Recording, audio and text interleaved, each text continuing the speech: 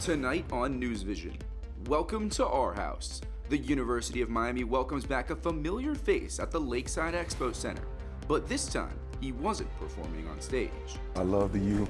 I have family members that graduated from here. You know, as a kid, I used to go to the games and things like that. Plus, murders in Mexico, the latest on how a trip south of the border turned deadly for 2 Americans. And later on, it's March, which means fans across the country are ready to unleash the madness. But one group on campus made every game this year feel like it was played in March. You know, even if you don't love basketball, you're gonna have fun when you're at this game.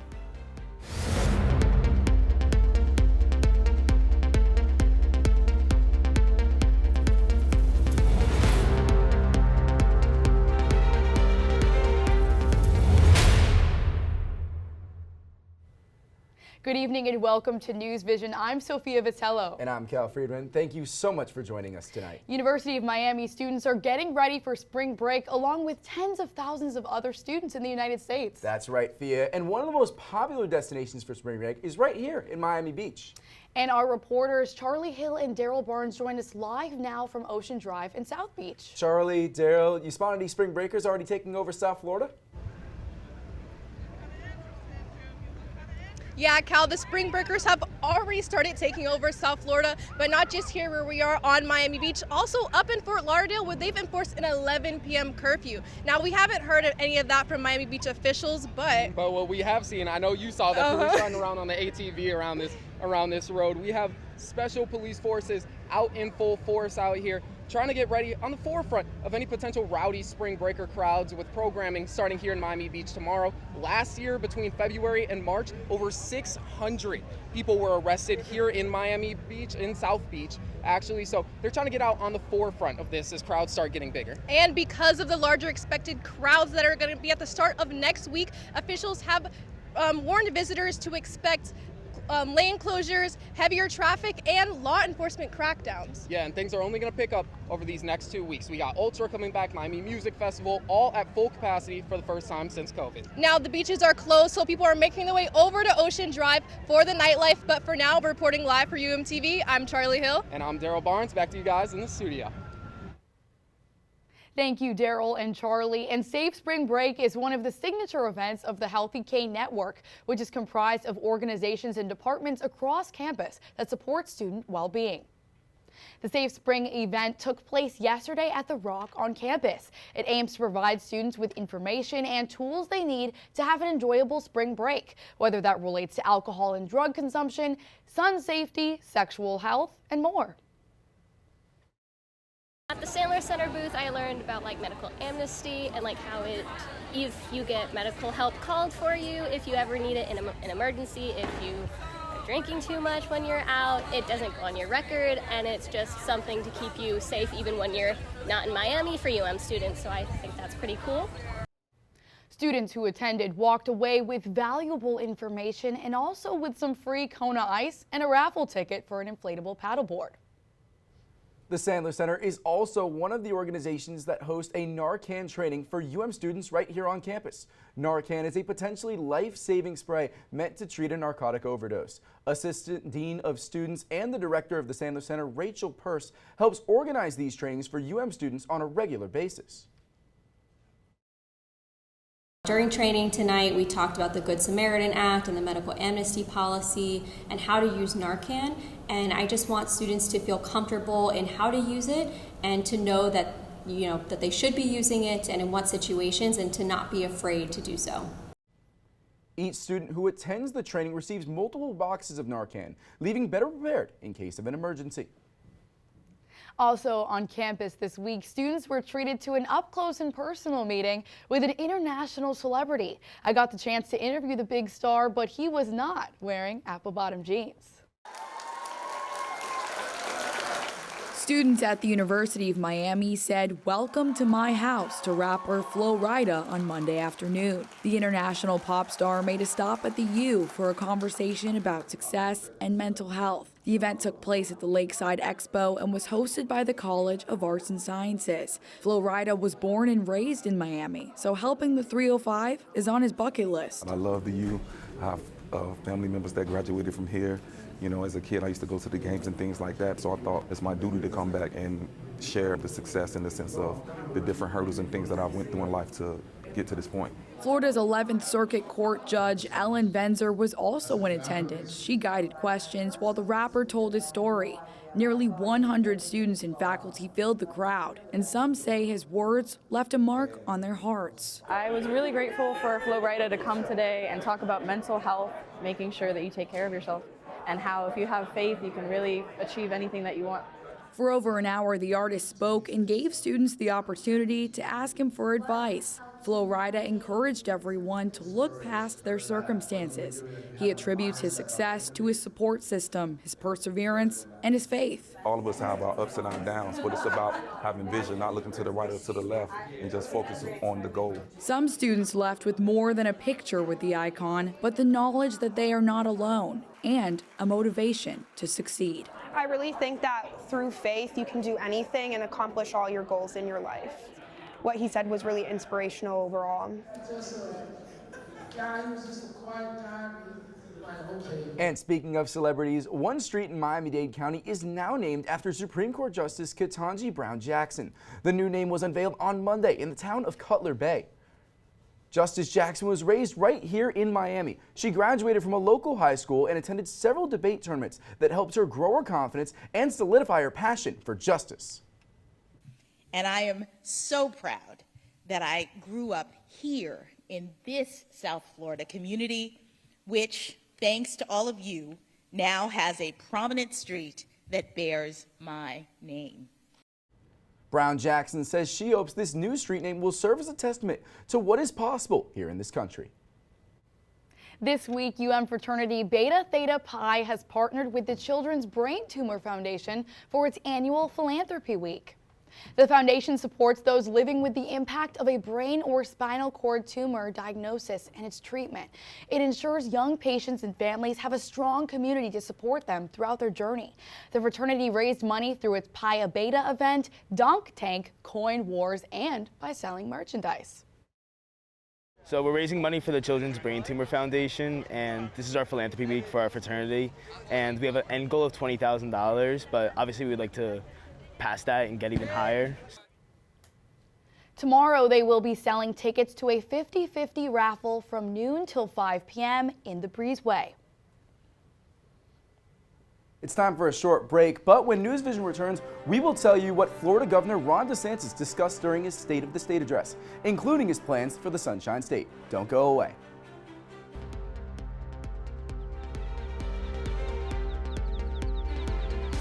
February 24th marked the one-year anniversary of Russia sending troops to invade Ukraine. And since the start of the war, over 100,000 Ukrainians have found refuge in the United States, many of them here in South Florida.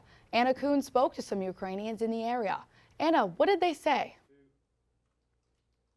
Thousands of Ukrainians have fled to South Florida since Russia invaded, and the community has stepped up to welcome them. I went to Hallandale Beach, where they commemorated the anniversary of the Russian invasion and spoke to some refugees on how they've been adjusting to life in a new country. Sergei Chumanchenko was forced to flee his home in Luhansk, Ukraine, when Russian troops first invaded in 2014. He picked up his life and moved to a town outside the capital, Kyiv. I loved my country and my community. I was building a future for myself, but in two separate cities, I had to restart my life.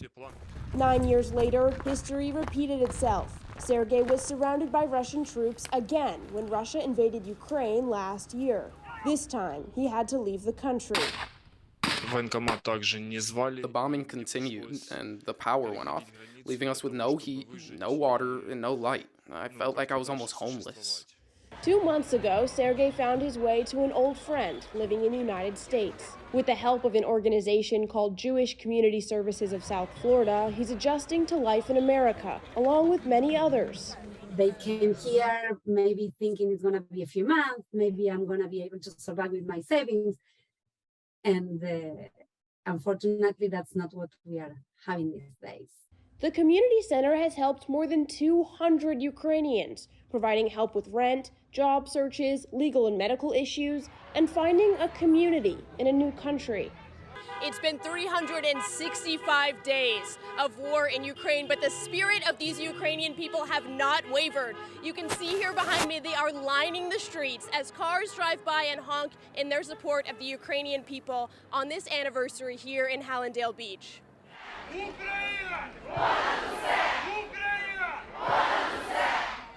When war just started, they were like hiding in basements and they were like running away from bombs. And it was very hard to get out from Ukraine, but thanks God, most of my family, they were able to leave. According to the Department of Homeland Security, more than 8,300 Ukrainians have arrived in the state of Florida, all looking for a safe haven from the war. Hundreds of them gathered on its first anniversary, February 24th, to mourn the tens of thousands of Ukrainians lost and to recognize the strength of their homeland. I haven't had like any day that I wouldn't think about Ukraine, but I can say that I'm so proud of Ukraine and I'm so proud of my people, how strong they are and how they protect our country. I believe that Ukraine will win. Every person I spoke with gave their thanks for the support that they've received. They also said that they have high hopes that countries across the globe will continue to support the Ukrainian military so that the next time they gather here, it will be a celebration of Ukrainian freedom. Reporting for UMTV, I'm Anna Kuhn. Such an inspirational story. Anna, thank you. Governor Ron DeSantis was greeted by loud cheering as he spoke to Florida's Republican supermajority in his annual State of the State address on Tuesday. DeSantis celebrated his educational reforms, including the bans of teaching of critical race theory and discussions about sexual identity in elementary classrooms.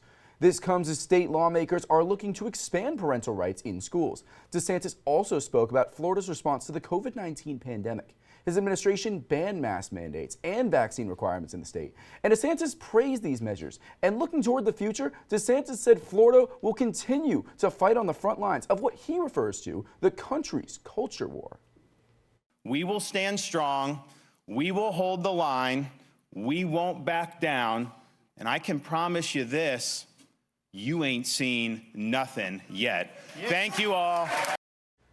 Despite his strong plans here in Florida, many believe DeSantis has even bigger dreams. The governor just completed a national book tour, and next he's headed to primary early states. This coming amid high speculation that he will announce his presidential bid after Florida's legislative session closes. 2 Americans are dead and 2 are recovering after being kidnapped in Mexico. The 4 friends are believed to have been in Mexico for a cosmetic surgery when they were taken hostage. The FBI says gunmen fired at the Americans and then loaded them into a white pickup. A U.S. official believes a Mexican cartel mistook the Americans for Haitian drug smugglers. A Mexican state official says the 4 were found in a wooden house in or near the Mexican border city of Matamoros. The bodies of the victims have been transported back to the U.S. along with the survivors. Attorney General Merrick Garland says multiple agencies are working on this case. According to some estimates, 1 in 5 people in the United States suffer from some form of mental illness, yet mental health is often a tough and uneasy conversation to have. But that was not the case on March 4th when the Florida Suicide Awareness Conference hosted a candid talk about suicide with messages of hope at UM's Alumni Center. It was sponsored by the National Alliance of Mental Illness in Miami-Dade, which is a nonprofit organization dedicated to discussing and bettering the mental illness issues. The event was the first of its kind for the organization and featured several guest speakers, some of whom are suicide survivors themselves.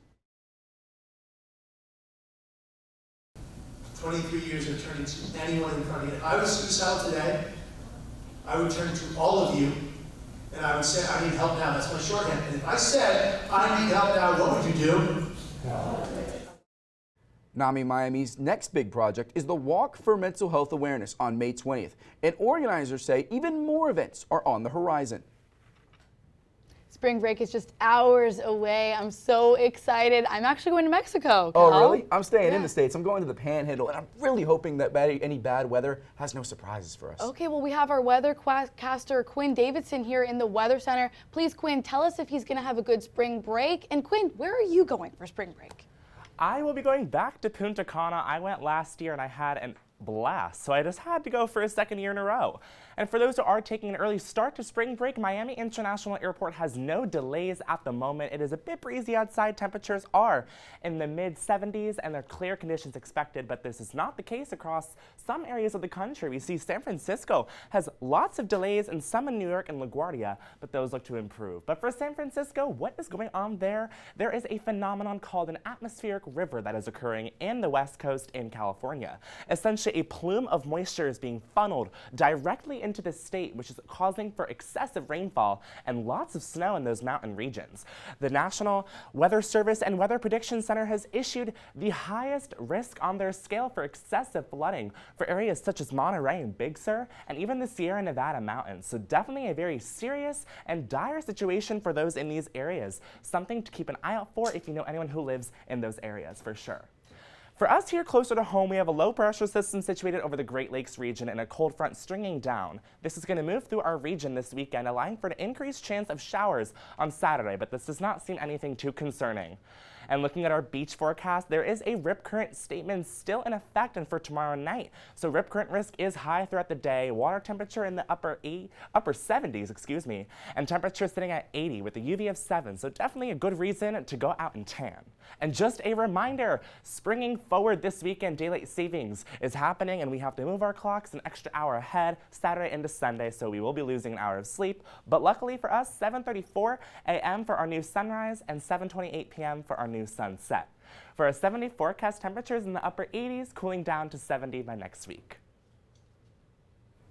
Quinn, those 70s look good, thank you. And the weather was perfect this week on campus for an event that aims to ease student stress through midterms. Charlie Hill has more. Midterm week for many UM students is filled with stress, anxiety, and long hours at the Richter Library. But the Student Government's Outreach Program is trying to relieve some of that stress by encouraging students to get active and get outside. On Monday, students got a chance to take a break with the view. Participants in the Sunset Yoga event on the lakeside lawn tried various poses and positions that seemed easy but were actually very challenging. And at the end of the session, completely worth it. And honestly, I just think any exercise is beneficial for college students just to get anxieties out, but yoga tends to be great because it works you out, but then you get to calm down at the end and like meditate. And it wasn't just some exercise and calm that students scored. For all the hard work they put in, they got to go home with their own yoga mat, which they can use for their next yoga session. Reporting for UMTV, I'm Charlie Hill. Still ahead tonight, Miami men's basketball is in North Carolina this week for its conference tournament. Plus, a look at how the team behind the team on the court contributes. We'll bring you the highlights from the game after the break.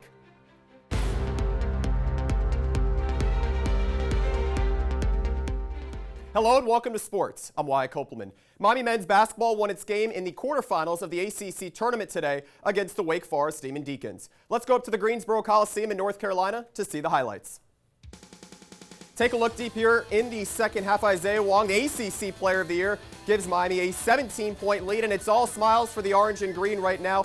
Wong leading Miami with double figures in this game, but Wake Forest not done yet. Nice reversal around the perimeter. Tyree Appleby, the former Florida transfer, hits it contested here. He led the game with 24 points, folks, and he didn't seem to be cooling down anytime soon as the Demon Deacons continue to find their way back into this lead of Miami's. It was only 38 seconds left, but Wake Forest had a little bit more to answer with here, under 10 to go here. Reversal around the perimeter. Cam Hildreth, the England native, wide open three, and it's a one-possession game, folks, and Miami needed a timeout. Wooga Poplar missed foul shot. Miami had to hold on for a 74-72 victory on a missed half-court heave shot from Wake Forest. The ACC tournament is really like the NCAA tournament. It's survive and advance. We're very, very fortunate. We played an outstanding Wake Forest team. They made a great run at the end. We were up 17, and all of a sudden it's 7, then it's 5, and then it's 2, and they're shooting a 3 for the win. But that 3 misses, we win the game, we get to advance. So and on Saturday, Miami men's basketball won its first ACC regular season championship in 10 years as it defeated the Pittsburgh Panthers by 2 points. The Hurricanes' final win at the Watsco Center this season also marked the 250th win at Miami for coach Jim Larinaga. And Miami fans stormed the court to celebrate the win. You could say the Watsco Center was the eye of a well-weathered season on the court. Daryl Barnes has the story. It's the celebration fifth-year senior Jordan Miller waited his entire career for. I've played a lot of years of college basketball. This is my first time finishing first in any conference. I mean, it's really just surreal. On Saturday, students stormed the court after the Canes won the ACC regular season championship for just the second time ever. Miami dominated at home all season, going 16-1 and setting a new school record for most home wins. But the team has said all season long they couldn't have done it without the help of crowds like this. Just Category 5 this whole year has been phenomenal. Category 5 is the name of Miami's student section. And last year they tried something new, rebranding the basketball student section, calling it the Eye. Our goal at the start of the year was we've got to start doing things that, even if you don't love basketball, you're going to have fun when you're at this game. And creating new fun traditions like setting off fire extinguishers and confetti cannons helped draw in record-setting student sections, giving Miami one of the best home court advantages in the country.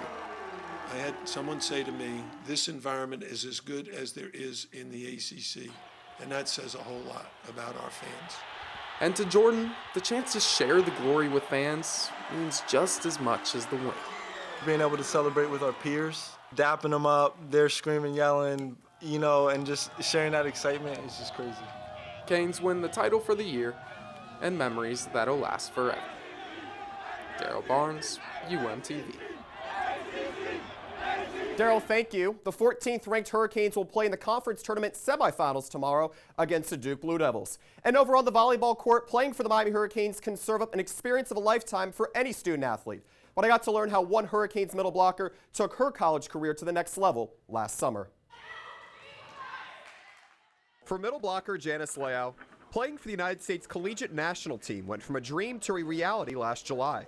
But this new adventure was also filled with uncertainty. I was really nervous at first because I didn't know what to expect other than I'm gonna be with these top level girls, and just being around that level can be intimidating. Last February, Leao joined volleyball players from 25 different schools to try out for Team USA, where she ultimately would be one of 38 selected to represent America.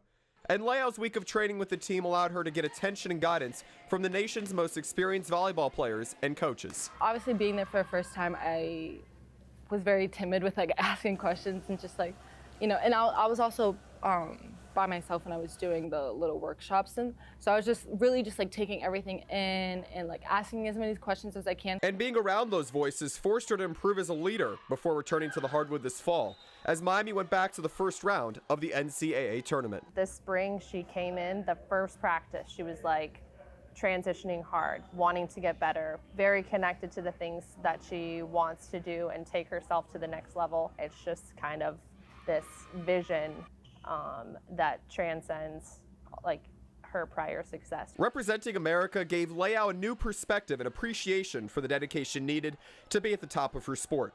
And for Leao, her drive to make Miami a national championship contender will never fade. Going back and looking back at my freshman self, I wouldn't be able to see myself. I didn't imagine that I would be at this level.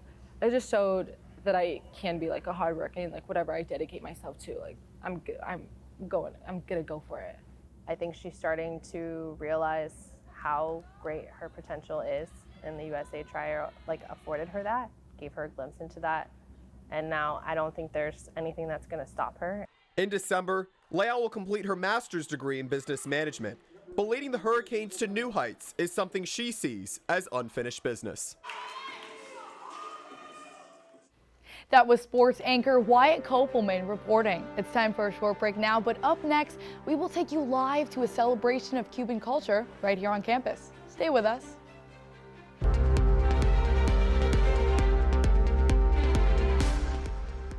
The University of Miami's Skin to Skin Club hosted its first ever skin inclusivity event on Monday. Students got a chance to discuss racial injustice in the beauty, dermatology, and healthcare industries.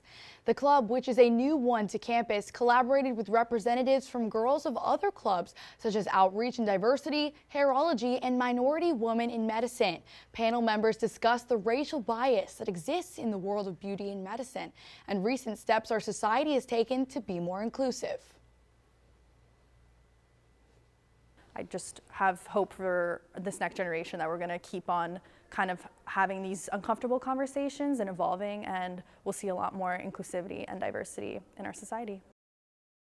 Monday's event featured a table talk and a privilege walk meant to highlight the racial bias and lack of diversity in the beauty industry. The event concluded with attendees creating a collage featuring inclusive photos. It also featured phrases to spread the importance of accessibility for all in the beauty community. This week, the University of Miami is celebrating Cuban Heritage Week. The opening ceremony started Monday at the Lakeside Patio and are continuing as we speak. For more, Ainsley Vetter joins us live from the Rathskeller. Ainsley, ¿qué está pasando?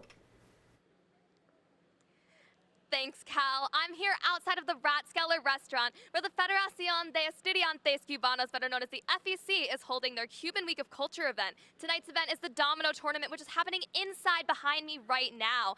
The event's kicked off on Monday with the opening ceremony, going into Tuesday's Cafecito on the Rock and Cafecito making experiences. And then while the Cafecito was heating up, so was the romance at yesterday's date raffle event. The FEC hopes that students are having a great time while also learning about Cuban culture. I think for us is educating people that Cuba is more than just the music, the food, and everything in between. Now, the music and the food are how we bring people into all of our different events. And once we have you in, that's where we like to educate you, tell you a little bit about history, everything like that. The week will close out tomorrow with a t-shirt giveaway at the Canes baseball game and the closing ceremonies. Reporting live for UMTV from the Rathskeller, I'm Ainsley Vetter. Hey, Cal, I didn't know you spoke Spanish. Un poco. Uni, you can call me. Do you speak Spanish? Un poquito. Oh, he does. I know Spanglish. Is that enough to get me by? I think so, especially in Miami. I took IB Spanish back in New York, so that helped me a little bit with some progression. I took 4 years of it, and I still don't. Everyone speaks Spanish. I love it. Like, Spanglish, the Uber drivers, like everyone. It's oh just yeah, so well fun. you learn a lot from the Uber drivers. Well, that's all the time we have today for NewsVision. Thank you so much for tuning in. We'll be on break next week, but be sure to join us again right here in 2 weeks. Until then, have a great night. Stay safe.